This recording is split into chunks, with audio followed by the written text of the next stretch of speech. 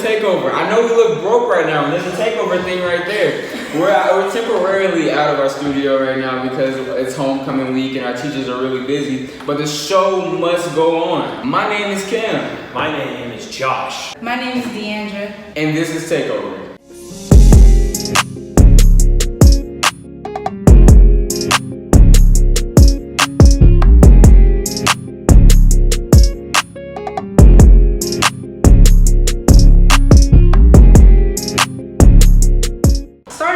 College football. From what you guys have seen so far, who do you guys think is winning the college football playoffs? Well, first of all, it's actually like balanced for once, which I'm enjoying because like everybody thought it was gonna be Alabama Clemson just kind of dominating everybody, but it's not, and it's fantastic. But at the moment, my pick is Ohio State, the Ohio State University. The more I watch them, I think they have one of the most explosive offenses in the league. I think they can score with anyone. I think Justin Fields brings a crazy dual threat that they can use, and he's going to stay in school for another year or so. But he's got plenty of weapons. J.K. Dobbins is probably the best running back that no one talks about. He's running over people like crazy. I'm not going to say they're the best defense, but I think they have enough firepower to where they can get, because they've got Chase Young, they've got the best edge rusher in the league. They've got the best edge rusher in the nation. So I think that really helps when you can have that guy that you can rely on to win one-on-ones. You know, it's DBU, so they've got Jeffrey Okudah, who's an NFL prospect. I think he's the best cornerback to come out of OSU, like, ever, is what I'm hearing from the scouts. I just think that they have the most talent on both sides of the ball to where they can compete with everybody. Kool-Aid if you want to. LSU's hot. Ohio State is hot. But it all comes down to number one. Alabama's going to be the one winning this because I feel like Tua and the Tide are on a revenge tour. They were embarrassed last year at the end of the season. They were kind of beat up. It was kind of a wishy-washy season. But it seems now Tua's better somehow. He's throwing 74%. He's thrown 26 touchdowns and only one interception in the 6 games they've played. And the Tide kind of look unstoppable on offense. And I don't feel like there's a defense that can really hang with their receivers. You got Jerry Jeudy on one side, you got Ruggs on the other side, you got Jalen Waddle on the other end, and they're beating you in different ways. It feels like the Tide are a little different this year because they're not manually pushing everyone around like they used to. It's not Najee Harris running over everybody. It's kind of what I call the Alvin Kamara McCaffrey effect, where we're gonna still throw it to you short. We're gonna throw it to you short. We're gonna see if you can make plays in the open field. And Bama receivers and running backs are able to do that on a consistent basis, as you saw a lot when they played Texas A&M this past weekend. And I feel like although the defense is letting up points, when your offense is going to average maybe 40 points, you can let up a couple points. So in the end, I feel like Tua and the Tide kind of have the edge over all these teams. And on the one weakness they had last year when they saw Trevor Lawrence's Clemson, Trevor Lawrence isn't having the best season. And he's kind of having a lackluster season. He's thrown 11 touchdowns with 6 interceptions. He kind of struggled versus North Carolina. And are we going to get a consistent Clemson this year? And the question is, I don't know. They don't have those top D1. They don't have those top recruits on the defensive line. They're going to get to Tua like they did last year. And Nick Saban is 9-1 on the revenge. In the end, I think the Tide are going to be able to take it. So what do you? Well, I picked Clemson to go all the way. Number one, because of their head coach, Sweeney. He has 2 championships under his belt, 2 beating Alabama. They have one of the best quarterbacks in college as of right now, Trevor Lawrence. Yes, one of the best quarterbacks. Yes. He's throwing over 1,000 yards. He has 11 touchdowns. He is one of the top prospects to go pro. And then they have arguably one of the best running backs in the game, Travis Etienne. He has over 500 yards, 5 touchdowns. I feel as though their defense can check anybody in the SEC, per my opinion. Well, where do you get that evidence from? They've played teams in the ACC with basically no offense. They're the most dominant team in the ACC. They have no competition. That's a joke. Yeah. So what makes you think they can check the SEC offense when you have Joe Burrow and LSU and you have Tua Tagovailoa? First of all, LSU plays down to their competition. They did not play down to Florida. So Florida was number 10 in the nation, or they were in the top 10. You feel like the offense kind of dominated. And they dominated. That secondary was full of NFL prospects, and Joe Burrow just sliced them nicely. Yeah. Okay, well, Joe Burrow at this point in time is the second best quarterback in the nation, behind Tua. I'll give you that, but also you have to look at they're on a championship pedigree. They had one in 2016, one last year against Alabama, where everyone made them seem so unbeatable, like Alabama can't be beat. They came in and embarrassed them. They're undefeated right now. Although there are other teams that are undefeated, they're having momentum right now. So that's why I choose Clemson to go all the way.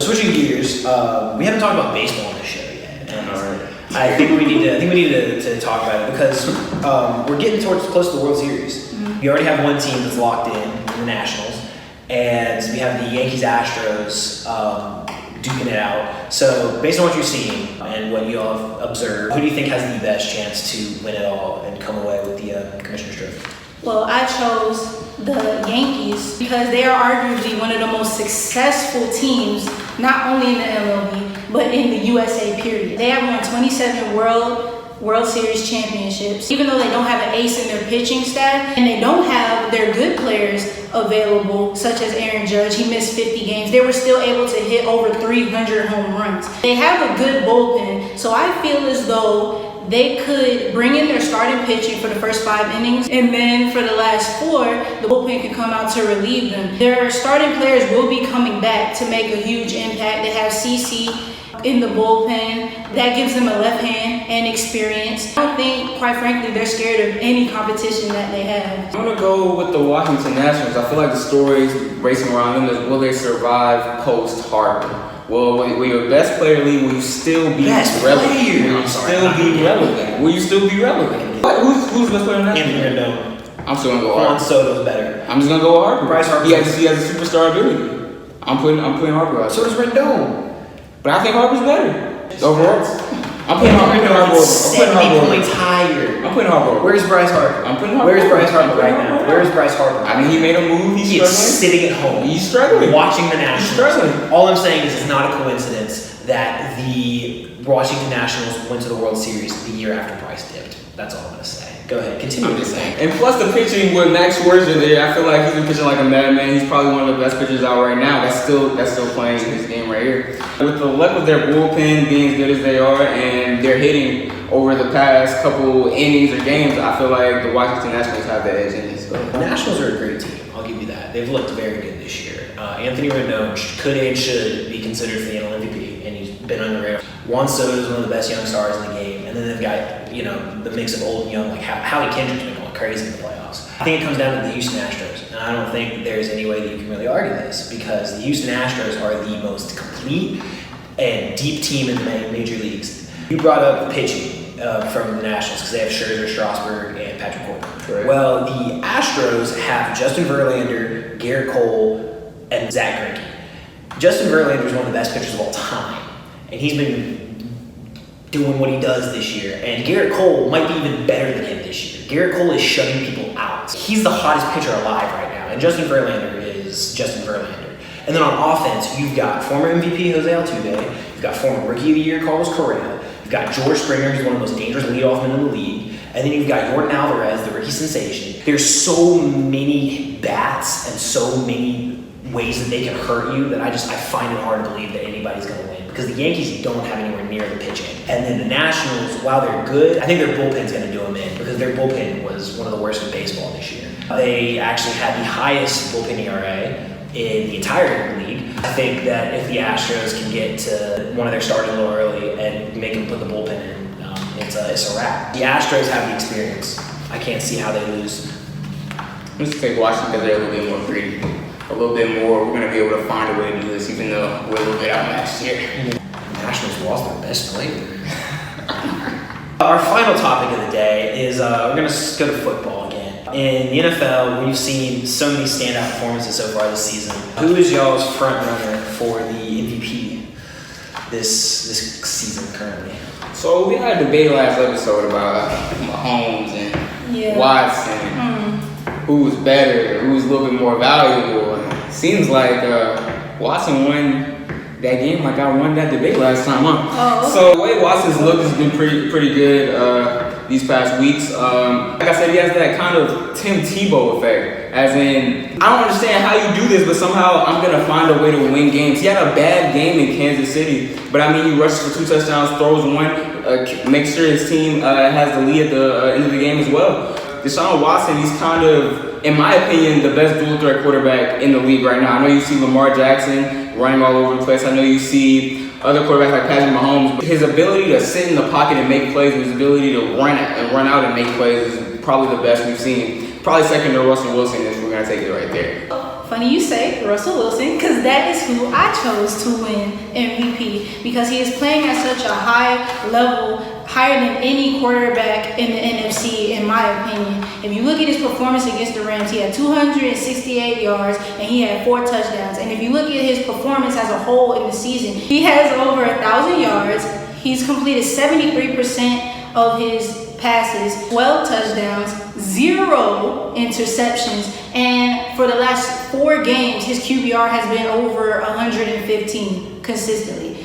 He has been the sole reason for the Seahawks' success. I would say a couple of years ago, where he had the Legion of Boom with Marshawn, Sherman, Wagner, Bennett, he relied on the defense and people called him a manager. He wasn't really that man, that quarterback. He is now showing us that he is that quarterback. He's taking his teams to wins without that elite defense that he had in the Legion of Boom. He's one of the least protected quarterbacks in the NFC, and he doesn't have top of the line receivers. So the fact that he's doing all of this, as they would call him, the magician, like he's just amazing. The MVP stands for most valuable player. Right. I think that when you break that down, it should be the player that means the most to his team. As in, if you take him out, the team will look drastically different. For this reason, it's Christian McCaffrey.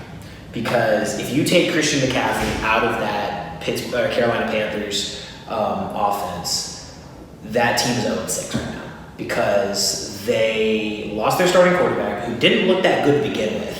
They're playing with an undrafted free agent as their quarterback, Kyle Allen. He looks better than Cam right now. I mean, yeah, that's true. That's because Cam's broken down. Yeah. Cam's been going through the ringer in his entire career. They've got Curtis Samuel as a wide receiver. I mean, they've got, who is it, DJ Moore? No names, basically. Yeah, I mean, you've got guys that have never really shown anything. And so Christian McCaffrey has taken his team on his back. He's carried them. I mean, because their defense is mediocre at best. They've got pieces, but, anybody can pick off Jameis Winston. That's not an accomplishment. So, Deshaun Watson and Russell Wilson are fantastic, but I feel like if you were to take them out and put mediocre quarterbacks, the team would still be okay, because Deshaun Watson's great, but he has DeAndre Hopkins. So, and then he's also got Carlos Hyde and Duke Johnson, who are 2 high quality running backs, who can really moss anybody he wants to when it comes down to it. And he's also still got a good quality defense. But in Carolina, without McCaffrey, this team is worse than the Falcons.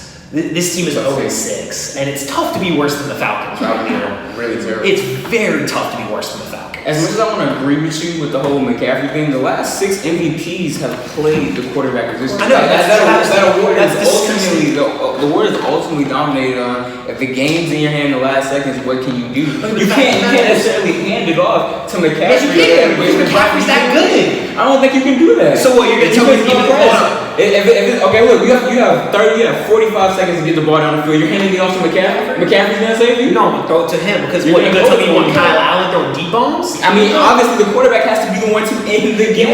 Okay, then just send McCaffrey out. The best part about McCaffrey is he can operate as a receiver too. That's great. Just throw it to him. So good. His high usage rate is going to make him be double covered. He's not going to be as open. He doesn't have chances to make the decisions that Deshaun Watson or Russell Wilson could make in these type of plays.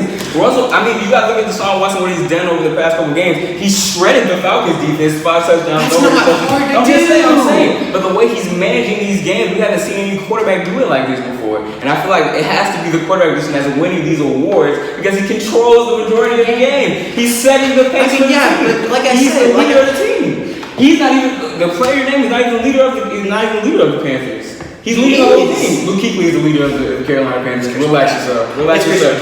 It's the best player. It's the best player. It's the best player you can have. It's the best player of the team. Luke Kuechly healthy is the best linebacker in the world. Christian McCaffrey's best halfback. Plus, we've seen what happens when you rely solely on the running game. Dallas, just saying.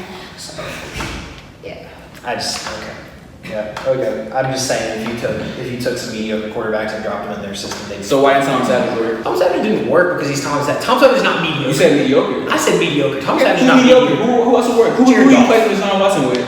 Jared Goff. Jared Goff. Jared Goff. Mitchell Trubisky. You could throw Mitchell Trubisky. Mitchell Trubisky can't throw even if his life depended on it. Yeah, Deshaun Watson is that good. Name 2 quarterbacks better than Deshaun Watson right now. 2 quarterbacks better than Deshaun Watson. Right now. Patrick Mahomes. I haven't seen it. Patrick has been bottled up. And he lost to Deshaun Watson. And he's having a bad game. He didn't lose to Deshaun Watson. His worst game still beat Kansas City. He didn't lose to Deshaun Watson. He lost to the Texans. Deshaun Watson is a huge part of it. He threw for 280. But it seems like that was a good episode of Takeover, guys. Tell me what you guys thought about it, what we could have did different. Hopefully we won't be in this again, because just look at it. Alright, I hope you guys enjoy your day. Like and subscribe to the video. You guys got anything to say?